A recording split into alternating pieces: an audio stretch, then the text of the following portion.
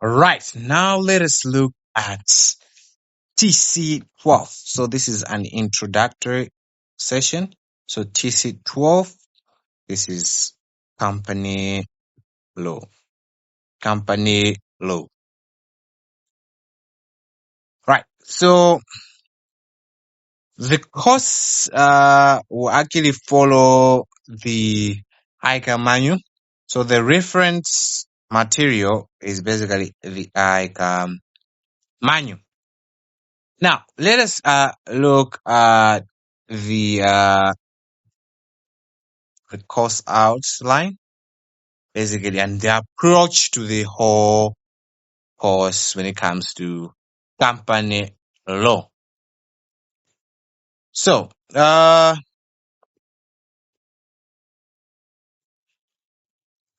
we'll first look at the preface of this manual.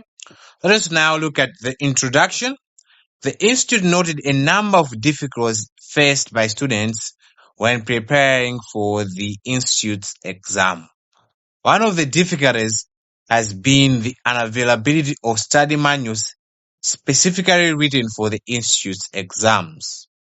In the past, students have relied on textbooks which were not tailor-made for the Institute exams and the Malawi environment. That is why ICAM thought it wise to actually come up with manuals that are tailor-made for the exam. So that's why we'll be focusing on this manual along the entire course. So the aim of the manual. The manual has been developed in order to provide resources that will help the institute students attain the needed skills. The manual has been developed in such a way that even those who would like to study on their own can do so. It is therefore recommended that each student should have their own copies. The good thing is these copies are also available in soft copies. So you definitely want to have a copy of this manual. So how can we use this manual? Students are being advised to read chapter after chapter since subsequent work often builds on topics covered earlier. So the institute has advised that we should actually look at chapter after chapter, not jumbling them up by chapter after chapter. And that's basically going to be the approach for this online course as well. So I'll go chapter after chapter. Chapter 1, then chapter 2, chapter 3, until we finish all the 14 chapters in the syllabus of company law. Students should also attempt questions at the end of each chapter to test their understanding. The manual will also be supported with a number of resources which students should keep checking on the ICAM website. The good thing is, at the end of each chapter, they have included end of chapter questions that you need to attempt. The course also includes, the video course also includes a section where I have attempted those end of chapter questions. So the thing is, what you need to do is, after you finish the whole syllabus, the whole topic, what you do is to attempt the questions. After attempting, then you can go and check how I have answered them and see if you have answered them in line. They cannot actually be exact, but in line. Basically, I'm trying to teach you how to write your answers before you can actually go into the exams. Because that's another thing that I noted is that people might know the stuff, but they're failing to deliver it to the examiner. So let us look at the table of content. So in terms of this book, basically we start with the preface that we have just done. We have also done the introduction. We have also done the aim of the manual. How to use the manual, we have also done that. Then this is now the table of content. Then we'll look at company law syllabus. Then we'll look at module aims, then the learning objective of each chapter. Then we'll look at format and standard of examination paper. Then we'll look at specification grid, then learning outcomes. Then we'll look at a number of references that they actually used to come up with this manual. And later on, we'll look at the 14 chapters that are there. So there are basically 14 chapters in this syllabus. Nature of a company, chapter 1. Formation of a company, chapter 2. The constitution of a company, chapter 3. The corporate status of a company, chapter 4. Corporate decision making, chapter 5. Corporate mandate and authority, chapter 6. Shareholders' rights, liabilities and remedies, chapter 7. Share capital, chapter 8. The maintenance of share capital, chapter 9. Loan capital, chapter 10. Directors and company secretary, chapter 11. Duties of directors, chapter 12. Count and auditors, chapter 13. And winding up. You can see that this is not as extensive a syllabus like other courses that we have in accounting, because this manual is basically just 92-paged manual. So it's not as big as the rest of the subjects in accounting. So we should be able to finish it in the shortest time. Now let us look at the company law syllabus.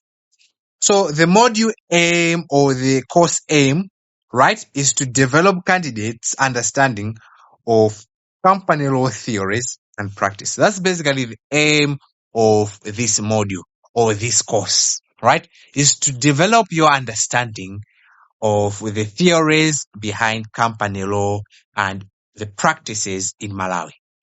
So the learning objective, so on completion of this module, candidates should be able to explain the formation of a company, fundamental features of a company and classification, explain the basic and fundamental framework of the limited company, discuss the legal effects of incorporation of a company, explain the company's membership and concepts of shares transferability, discuss capital and financing of a company, discuss company's administration in relation to some key management personnel, mention the various arrangements available to a company for survival in a competitive world and the globalization, and lastly, explain the different aspects of company reorganization, receivership, and liquidation, and the role of the liquidator. This is basically the overall objective of this whole module. So let us look at the format and the standard of examination of the paper, right? So the examination will contain 5 questions, each carrying 20 marks. It means that you have to attempt all the questions in TC12. There are going to be 5 and each question carries 20 marks. Candidates will be required to answer all questions. Answers must be supported by a case and a statutory authority. Very important when it comes to what? To company law and business law, right? In particular, all law subjects, right? Whenever you are coming up with your answer, all right, you should make sure that you highlight this. Talk about the principle or basically the idea between the idea that you're actually trying to communicate. That's the principle. Then it's either you actually cite a decided case, so you have to make sure that you write a case supporting your principle, or a section of the company law, right? Of an act, in other words, a section of the act. So it is very important for you to make sure that you write and earn all the marks.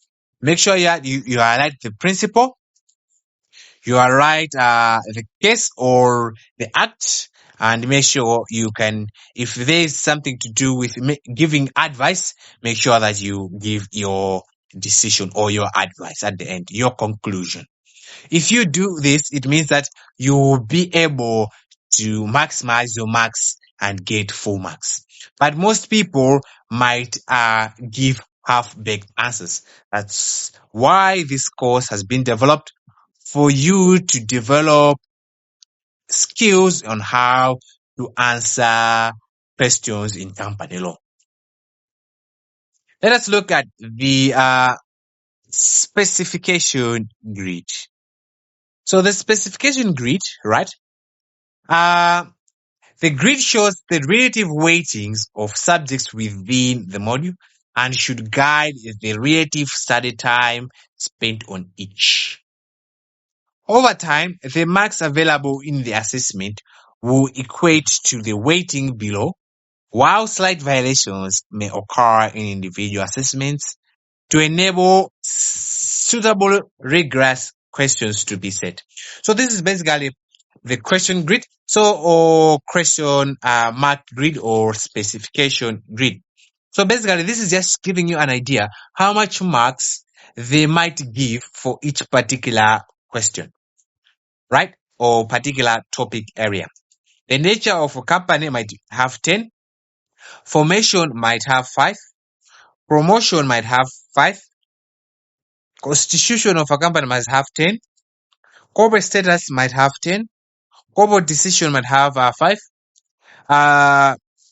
Corporate transaction might have 5. Shareholders' rights, liabilities, and remedies might have 10. Shareholders might have 5. Maintenance of capital might have 5, and loan capital might have 10. But this is just basically an weighted average overall. After finding sort of an average over past sittings, right? This is how it is allocating. But a particular specific exam might have different variation. Maybe this one, they might give it 15, right? This one maybe 4, but there's sort of slight variations. This is just to make sure that they can be able to actually set up questions or question papers that are rigorous enough, testing particular areas that they feel are necessary, right? So this grid should actually give you an idea of how much you should spend. So you can see that most questions, most topic areas is just 10 and 5. So it just means that you must basically spend equal amount of time when it comes to these topics in company law. Right, you have directors and secretary 5, duties of directors 10, accounts and auditors 5, and winding up 5. So basically that's the specification grid. Now let's look at the learning outcomes of each and every topic, all the 14 chapters. Let's look at chapter 1, nature of a company. In the assessment, candidates may be required to define the legal personality and the nature of a limited liability company as compared to other forms of business organization, such as partnership, the office of the registrar of companies and types of companies. Explain the legal personality and the nature of a limited liability company as compared to other forms of business organization, such as partnership, the office of the registrar of companies, and the types of companies. That's basically in chapter 1.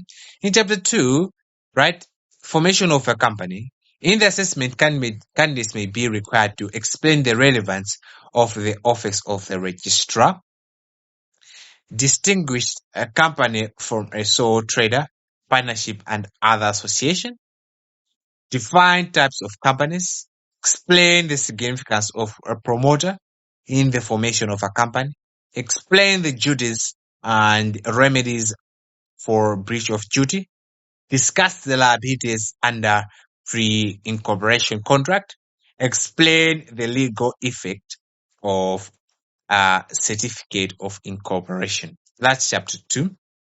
Chapter 3, the constitution of the company. In the assessment, candidates may be required to define the memorandum of association and articles of association and their relationship and content. Explain the contractual effect of the memorandum of association and the articles of association. Explain the rules of company name and how the names may be changed. That's chapter 3. In chapter 4, corporate status of a company. In the assessment, candidates may be required to explain the rules in Salomon versus Salomon, explain the legal effect of incorporation, define the term lifting the corporate veil, and explain the circumstances under which the veil of incorporation may be lifted by legislation and by the court. In chapter 5, we'll look at the corporate decision making. In the assessment, candidates may be required to define the role of the shareholders meeting and the board meeting, explain the type of shareholders resolution, explain the geometric principle, explain the rules governing voting in shareholders meeting, discuss the requirements for rectifying of directors' act done in breach of their duty, and lastly, explain the residual power that the general meeting has over the board meeting. Right? That's basically the objectives in chapter 5. In chapter 6, we'll look at the corporate mandate and authority, and what they expect us to know as candidates is basically to define the doctrine of ultra vires in company law, explain the facts, rules, and exception to the case of Royal British Bank and Squared, explain the concept of constructive notice. That's in chapter 6. Chapter 7, shareholders' rights, liabilities, and remedies. In the assessments, candidates may be required to define the rights, the obligation of shareholders, explain the meaning of limited liability, explain the facts, rules, and exceptions to the case of Foss versus Hubbard, discuss how the law protects minority shareholders. In chapter 8, share capital. In the assessments, candidates may be required to define what a share is, describe the types of share issuable by a company, define prospectus, and explain the concepts as par value or nominal value, right issue, transfer of shares, and transmission of shares. In chapter 9, the maintenance of share capital. In the assessments, candidates may be required to discuss the importance of maintaining capital of a company, explain the mechanism provided by the law to help company maintain its share capital, explain conditions that must be satisfied for a company if a company wishes to reduce its capital. That's chapter 9. In chapter 10, loan capital. In the assessment, candidates may be required to define what a debenture is, explain the different types of debentures, discuss the importance of Personal Property Security Act 2013, discuss the remedies available to holders of secured and non-secured debentures, distinguish a fixed from a floating charge and their priorities, explain the meaning and the relevance of company reorganization, explain the significance of Insolvency Act 2016. Now looking at chapter 11, directors and company secretary. In the assessment, candidates may be required to define a director, explain the types of directors and their qualification, explain the roles of a company secretary, and explain the meaning of enlightened shareholder value concept. In chapter 12, the duties of directors. In the assessment, candidates may be required to explain the common law duties of directors, explain the statutory duties of directors, and explain the consequences for breach of directors' duty. And looking at accounts and auditors, chapter 13, in the assessments, candidates may be required to define the law of Malawi Accountants Board and ICAM, explain the accounting and auditing requirements for companies in Malawi, define the qualification of an auditor, and explain the rights and duties of an auditor. And in the last chapter, will be required to define what unwinding of a company means, discuss the grounds for compulsory winding up of a company, distinguish voluntary liquidation from compulsory liquidation, explain the circumstances under which a company may be wound up voluntarily, and explain powers of the liquidator. So this is basically the overview of the whole syllabus, right? Looking at the objective of each chapter in the syllabus. In terms of reference of this study material, I actually took this from the Company Law Manual 2017, the Companies Act 2013, and the Mohone AH Company Law in Malawi Assemblies of God Press. So that's the reference of this chapter. So now that we have had an overview of the whole chapter, I want us to highlight something that is very important when it comes to company law. And this is basically to do with cases. We'll meet a lot of cases in this course, right?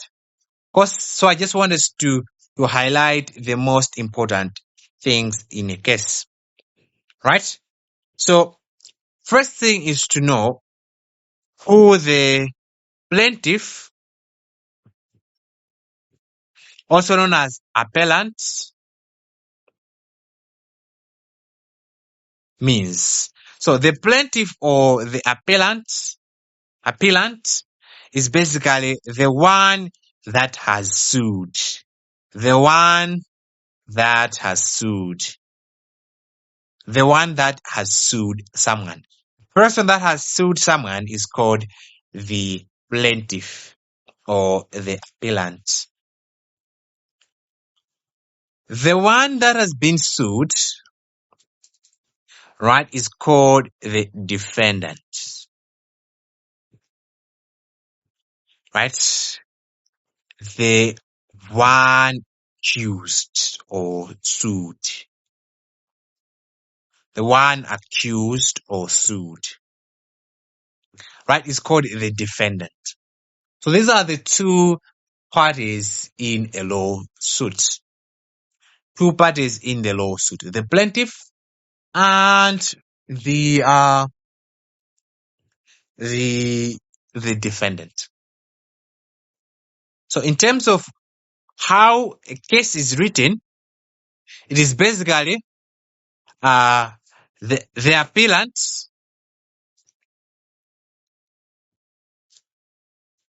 or the plaintiff versus the defendant. So when they say that John, case of John versus John versus what? Versus Mary, it means that John has sued Mary and John is the plaintiff and this one is the defendant being sued. So sometimes there might be multiple plaintiffs or multiple defendants. So they might write Mary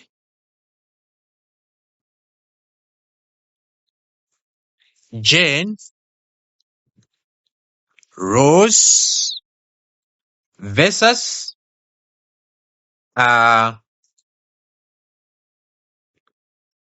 John and J Limited. So it means that this one is plaintiff number 1. This one is plaintiff number 2. This one is plaintiff number 3. All of them are suing John as a person, that's defendant number 1, and J Limited, a company, who is defendant number 2. So you should be familiar with this. Sometimes they will never tell us that this is the defendant. They'll just say defendant number 1. So you should know that John is the defendant number 1. Taking it from the what? From the heading of the case. Right? So another thing that we have to know, when there's a case, there are going to be facts. Right? What actually happened in the case? These are called facts. Things that happened in the case, the narration of what happened. And lastly, we have ruling. What did the judge say? Right? What was the conclusion?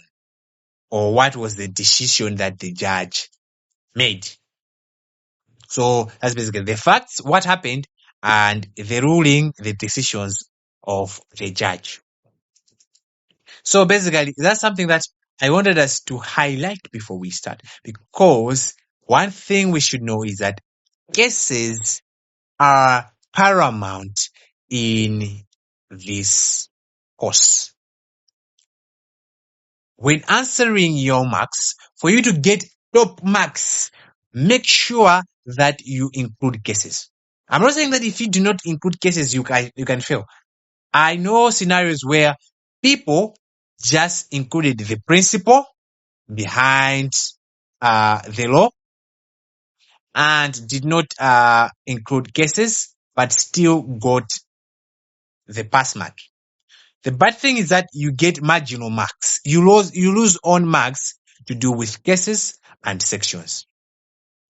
So I'll tell you how you should approach this when it comes to exam style question. So this is basically the end of the introduction section of this syllabus. Thank you.